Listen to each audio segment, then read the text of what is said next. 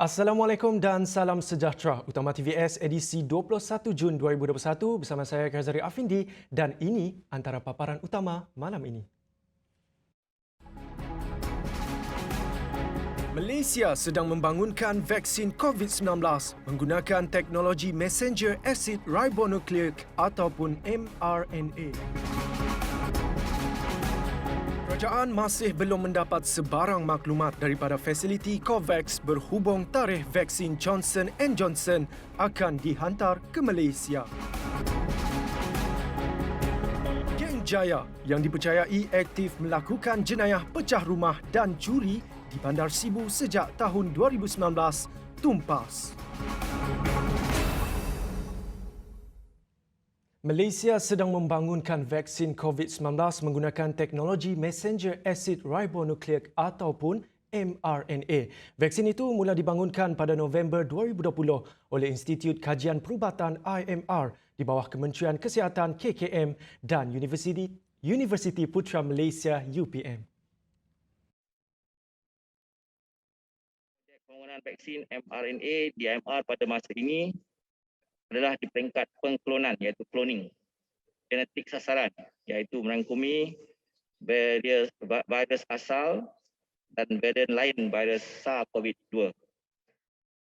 Selepas proses pembangunan vaksin mRNA ini selesai, kajian keberkesanan vaksin iaitu kajian praklinikal iaitu untuk haiwan kecil dan besar dan kajian klinikal manusia fasa 1 dan 3 perlu dijalankan.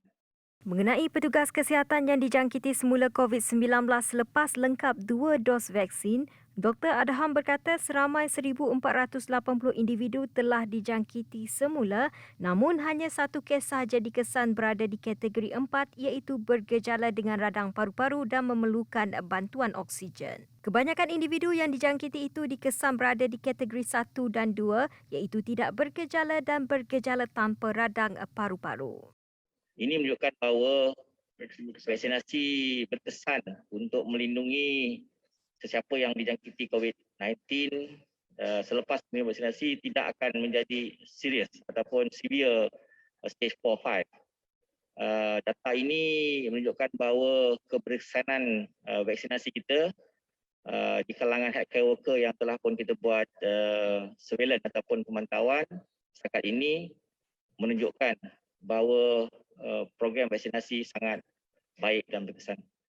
Sementara itu, Dr. Adham berkata, varian baharu COVID-19 yang dikesan sehingga kini adalah 183 melalui pengawasan genom iaitu 167 varian yang membimbangkan VOC dan 16 varian yang perlu mendapat perhatian VOI. Genomic surveillance dan genomic surveillance ini kita laksanakan dalam masa 3 bulan akan datang. Seterusnya, kerajaan masih belum mendapat sebarang maklumat daripada fasiliti COVAX berhubung tarikh vaksin Johnson & Johnson akan dihantar ke Malaysia. Manakala bekalan pertama vaksin CanSino Biologics COVID-19 pula dijangka tiba di Malaysia pada Julai depan. Bagi vaksin Johnson & Johnson, kita masih lagi belum menerima apa-apa maklum balas daripada kemudahan COVAX. Kita telah exercise our option ataupun telah memilih untuk menggunakan option kita dalam COVAX untuk memilih vaksin Johnson & Johnson. Namun demikian setakat hari ini COVAX belum lagi memberi tarikh penghantaran vaksin Johnson & Johnson kepada Malaysia.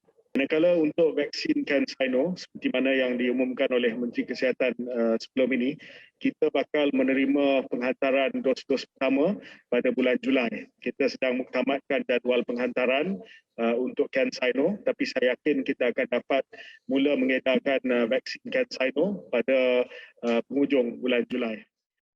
Dalam pada itu, dedah KAIRI, purata pemberian suntikan vaksin COVID-19 sepanjang minggu lalu meningkat kepada 189,329 dos sehari. Kadar vaksinasi harian tertinggi setakat ini direkodkan pada 17 Jun lalu membabitkan sebanyak 229,707 dos. Dan kita akan terus menyasarkan kepada penanda aras baru, iaitu sebanyak 300,000 dos hari dalam masa yang terdekat. Itu pun saya baru terima arahan daripada Menteri Kesihatan untuk segerakan 300,000 dos sehari. Pada minggu sebelumnya, sejumlah 130,842 dos sehari telah diberikan di seluruh negara. Sementara itu, pakar perubatan kesihatan awam Dr. Helmi Hazmi berkata penggunaan dua vaksin iaitu Johnson & Johnson dan CanSino amat dialu-alukan. Hal ini kerana pemberian vaksin hanya satu dos amat diperlukan bagi penduduk yang tinggal di kawasan pedalaman. Kedua-dua vaksin CanSino dan Johnson & Johnson adalah berita yang sangat dialu-alukan. Ini akan menambahkan lagi keupayaan kita untuk memberikan vaksin kepada golongan sasar di seluruh negara dengan cepat. Ini kerana kedua-dua vaksin ini memerlukan hanya satu dos pelarian sahaja. Sudah tentu ia akan memudahkan pemberian vaksin kepada golongan sasar di kawasan luar bandar yang mungkin mempunyai halangan dari segi logistik seperti di pedalaman Sarawak dan Sabah. Selain daripada itu, pemberian hanya satu dos pelarian ini akan memudahkan pengurusan data senarai penerima vaksin. Tambahnya lagi, jangka hayat vaksin Johnson & Johnson dan CanSino adalah lebih panjang selain cara penyimpanannya yang mudah. Dari segi penyimpanan vaksin, kedua-dua vaksin tidak memerlukan sistem penyimpanan yang rumit. J&J ataupun Johnson & Johnson umpamanya boleh disimpan pada suhu sejuk biasa selama 3 bulan dan mempunyai jangka hayat selama 2 tahun. Menariknya, berkenaan dengan kedua-dua vaksin ini, mereka mempunyai profil keberkesanan yang baik dan dapat mencegah tahap penyakit yang teruk dalam beberapa kajian yang telah dijalankan di beberapa buah negara. Ketua Menteri Datuk Patinggi Abang Johari Tun Nopeng yang menerima kunjungan hormat secara maya daripada Pesuruhjaya Tinggi Singapura ke Malaysia iaitu Tuan Yang Terutama Venu Gopala Menon telah berbincang mengenai beberapa perkara termasuk program vaksinasi di Sarawak. Turut dibincangkan ialah kerjasama antara Sarawak dan Singapura, perihal ekonomi, pelan pasca COVID-19 dan isu-isu semasa.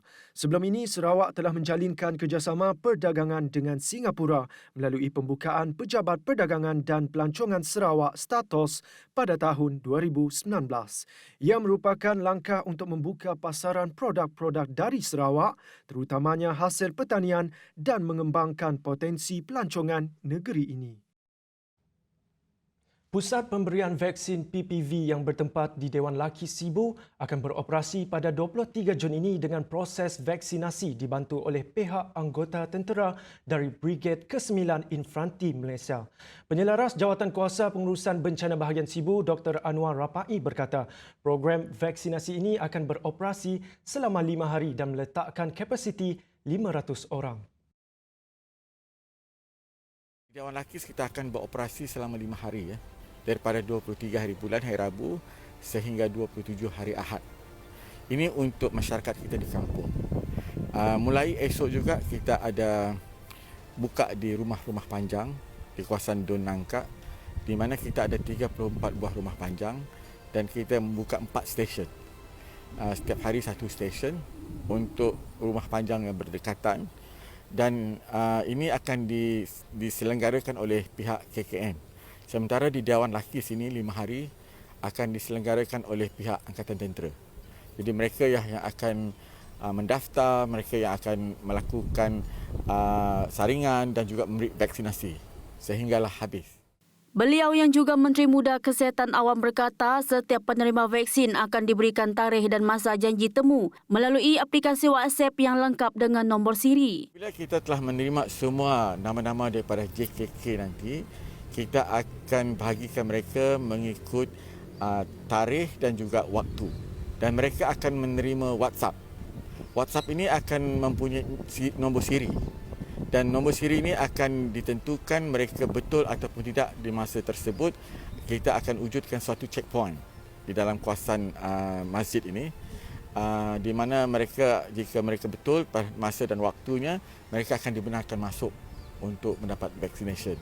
Jadi saya mintalah sesiapa yang menerima WhatsApp nanti mulai esok supaya datang setengah jam sebelum jadual yang diberikan dalam WhatsApp tersebut.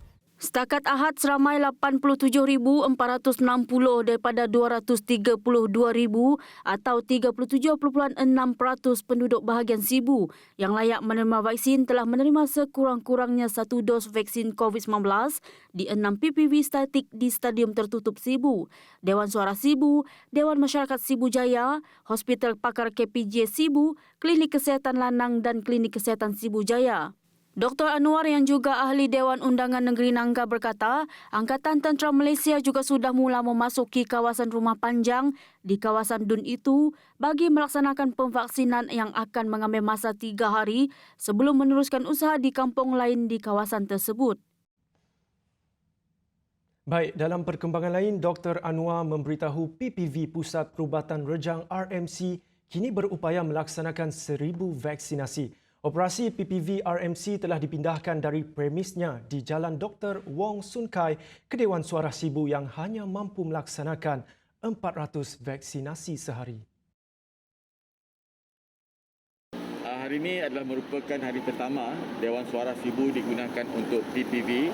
Apa yang menarik di sini semua servis yang ada di sini pada hari ini adalah di-provide ataupun diselenggarakan oleh Rejang Medical Center, sebuah hospital swasta.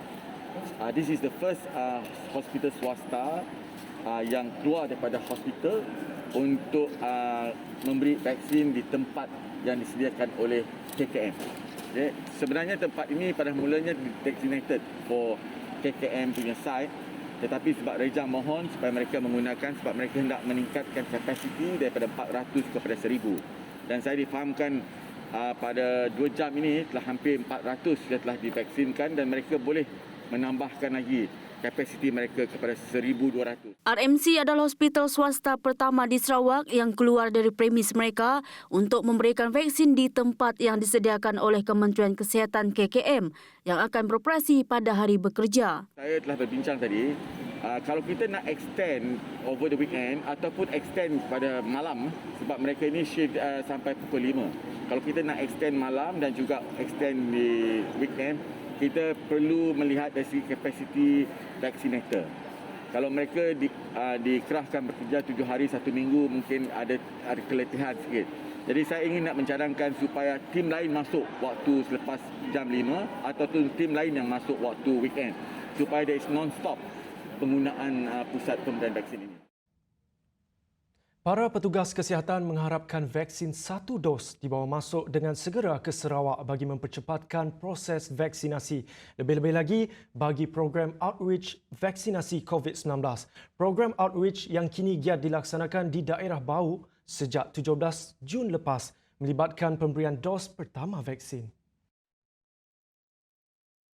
Menurut Pengurus Pusat Pemberian Vaksin PPV Akademi Bomba Bau, Dr. Gerald Sim Laimeng, vaksin seperti itu dapat menjimatkan masa pihak petugas kesihatan melaksanakan proses vaksinasi dari rumah ke rumah.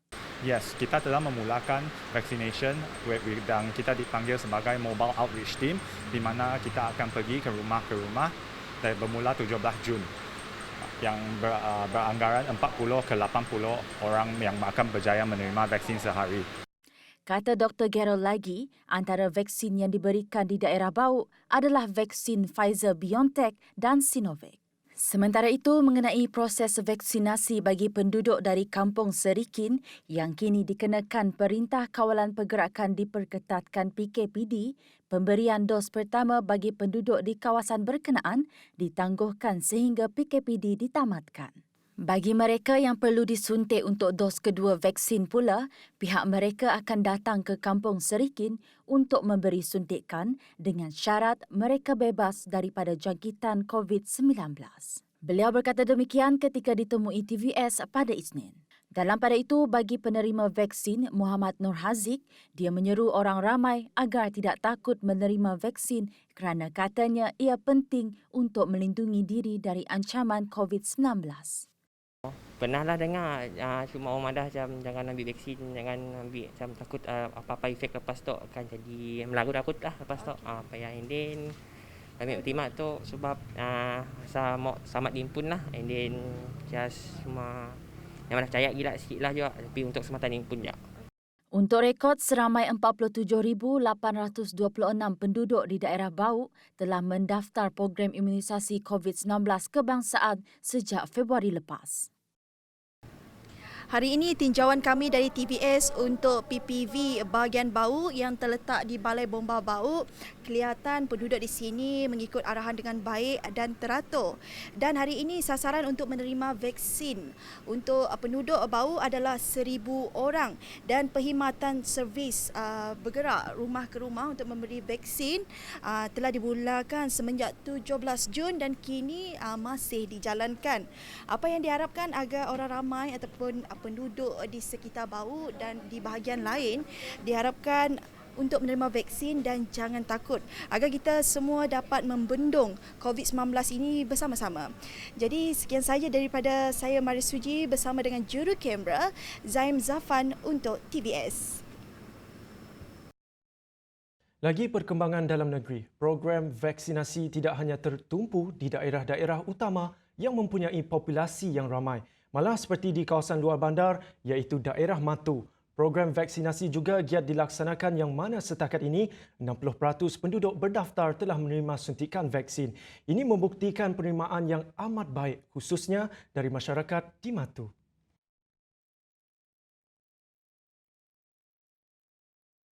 Seramai 8,427 orang penduduk Matu telah mendaftar dan 5,080 orang telah mendapatkan suntikan vaksin. Jumlah itu merangkumi data dari Pusat Pemberian Vaksin PPV Dewan Suarah Matu dan program vaksinasi Outreach di Klinik Kesihatan Kuala Igan Matu. Setakat hingga 21 hari bulan seramai 8,427 orang yang telah berdaftar melalui MySejahtera dan juga JKJAV lah. Dan sehingga takat 21 hari bulan kita telah pun memvaksinasi seramai 5,080 orang. Ini termasuk dengan di pusat PPV di Dewan Suarah Matu dan juga dekat klinik Outreach di Klinik Kesihatan Kuala Igan. Dalam lebih kurang 60% lah yang telah divaksinasi. Sambutan dari penduduk amat menggalakkan dan proses pemberian vaksin juga berjalan lancar berbanding awal pelancarannya di Dewan Suarah Matu di mana masyarakat masih ragu-ragu untuk menerima vaksin. Sambutan adalah amat menggalakkan. Kebanyakan yang pada mulanya yang ragu-ragu untuk vaksinasi, kita lihat dari segi jumlah yang datang yang sebelum ini kita tahu dia tidak bersetuju pun bersetuju untuk mendapatkan vaksinasi lah. Pada permulaannya memang kita ada mengalami sedikit hiccups lah ketika mula-mula pelancaran di Dewan Suarah Matu, tapi alhamdulillah setakat ini semuanya berjalan dengan lancar lah. Sehubungan itu, bagi mempercepatkan pemberian vaksin di daerah Matu, 2 program vaksinasi Outreach akan diadakan di Klinik Kesihatan Sungai Rasau dan Klinik Kesihatan Pasin. Ia dijangka bermula pada penghujung bulan Jun atau awal Julai nanti.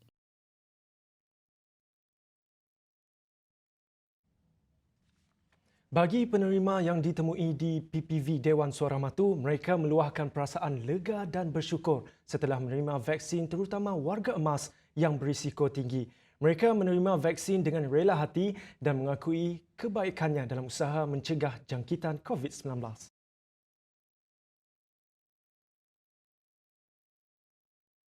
Kau dah suka dah sini, kau dah yang dah emas. Suka sekuat jahat ini asin, najak asin, lati, nak buat badan. Yo, selama COVID, yo lengkap rasaku. Arawat lagi dawat tanah, beperse kau ngah kau dalam, bepernya mak. Yo, syukur alhamdulillah lah. Gembira lah, sudah kenal wahana. Hah? Baik kau dah pergi kan? Dah gambek lumbek kalau vaksin ya baik dah orang kalau menon menjaga penyakit lo nak gitu lah bersyukurlah wah kena vaksin udah pergi vaksin bersyukurlah kau dah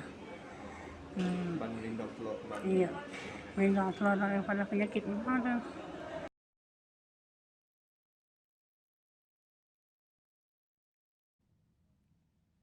Tiada pemberian vaksin COVID-19 secara walk-in di Pusat Pemberian Vaksin PPV Universiti Malaysia Sarawak UNIMAS.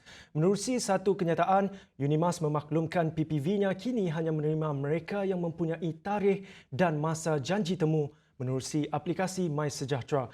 UNIMAS mengeluarkan kenyataan sedemikian berikutan tindakan beberapa pengurus syarikat sebelum ini yang memberi surat sokongan kepada pekerja mereka untuk menjalani vaksinasi di PPV UNIMAS tanpa janji temu menerusi aplikasi MySejahtera.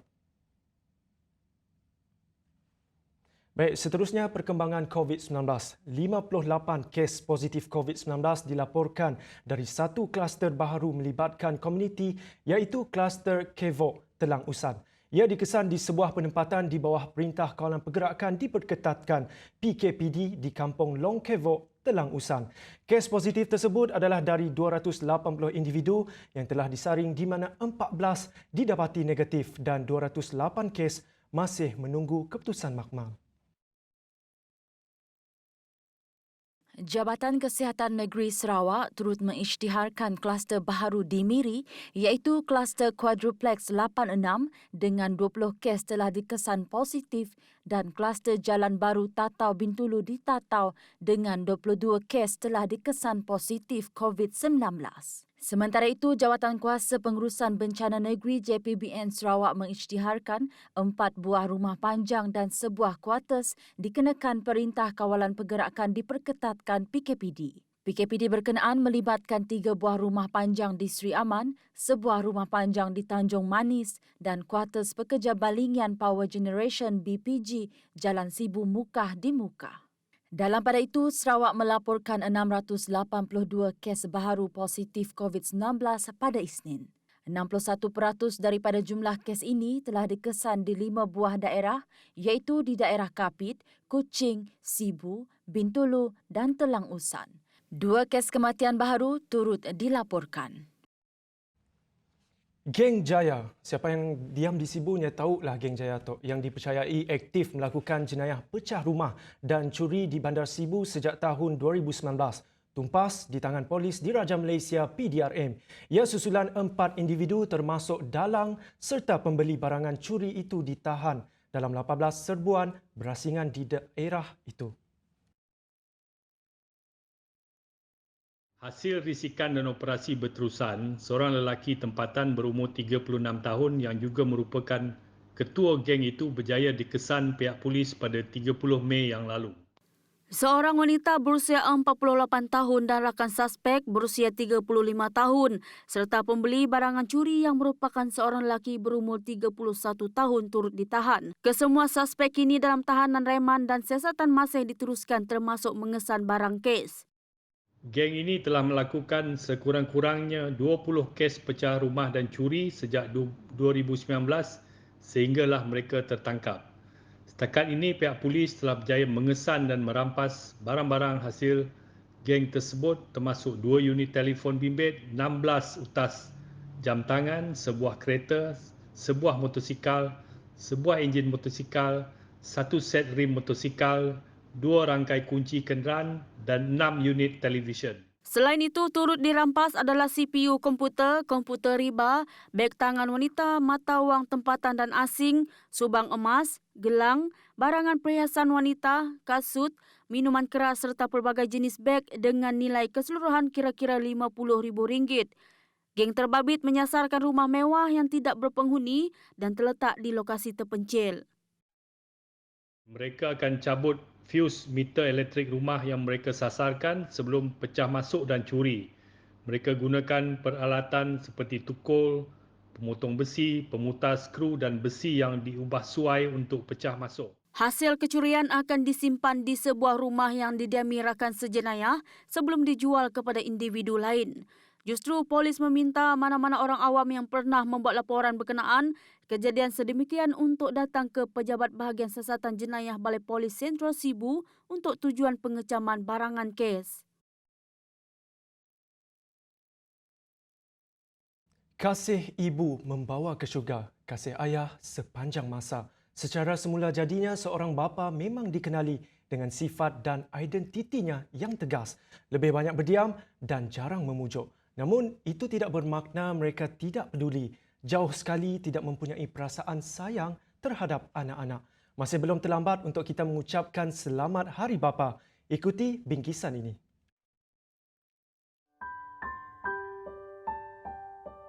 Walaupun sudah lama kehilangan seorang insan yang bergelar ayah, Nurul Nabila Jamali sentiasa mengingati setiap kenangan bersama ayahnya.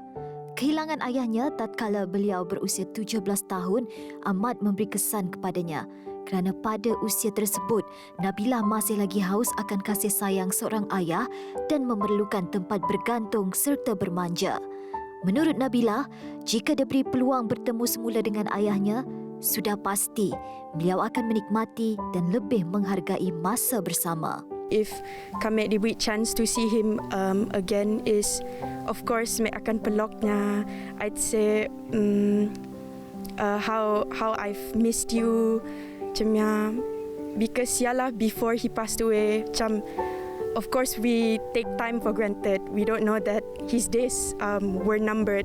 Tapi now macam kami asa kami lebih appreciate lah everything yang dah pernah pola kami orang. Manakala menurut Muhammad Muazzin pula, perasaan rindu pada ayahnya semakin menebal kerana sudah lama tidak bersua akibat pandemik. Apa yang dapat dilakukan katanya, menghargai setiap pengorbanan dan keringat seorang ayah. Harapannya supaya ayah kekal sihat lah. Sebab ayah pun, saya lately ni dia kurang sihat sikit. Dia pun kurang makan, kerja banyak kan. So harap dia teruskan tabah. Jangan putus asa dan semoga dia kata orang tak penat lah sebab dia bekerja. Dia juga salah seorang frontliner, harap dia tak penat lah. Pengorbanan seorang ayah semestinya memberi kesan yang mendalam untuk setiap anak. Sebagai ketua keluarga, terlalu banyak pengorbanan yang mereka lakukan yang mungkin kita tidak sedari selama ini, termasuklah perasaan mereka. Untuk sempena Hari Bapa ni, yang bapa saya yang berada di Johor sekarang ni, Encik Nazri bin Abdul Wahab, saya ingin mengucapkan Selamat Hari Bapa dan saya harap ayah sihatlah dekat sana, jaga diri. Selamat Hari Bapa terutama kepada ayah saya iaitu Adrus bin Mulkam sebab menjadi seorang bapa yang baik dan membesarkan pengorbanannya, membesarkan sampai sekarang memang takkan saya lupakan. Daddy, happy Father's Day. Thank you so much for raising me up. Sekian saja Utama TVS malam ini bersama saya Garzari Afindi. Pada waktu PKP ini, mari kita amalkan aktiviti senaman kendiri dan boleh juga dilakukan bersama keluarga tercinta supaya sentiasa sihat. Bersenam di rumah, ayuh manfaatkan masa ini. Anda sihat, kita sihat, semua sihat. Kami Upok Lolok, salam hormat dan selamat malam.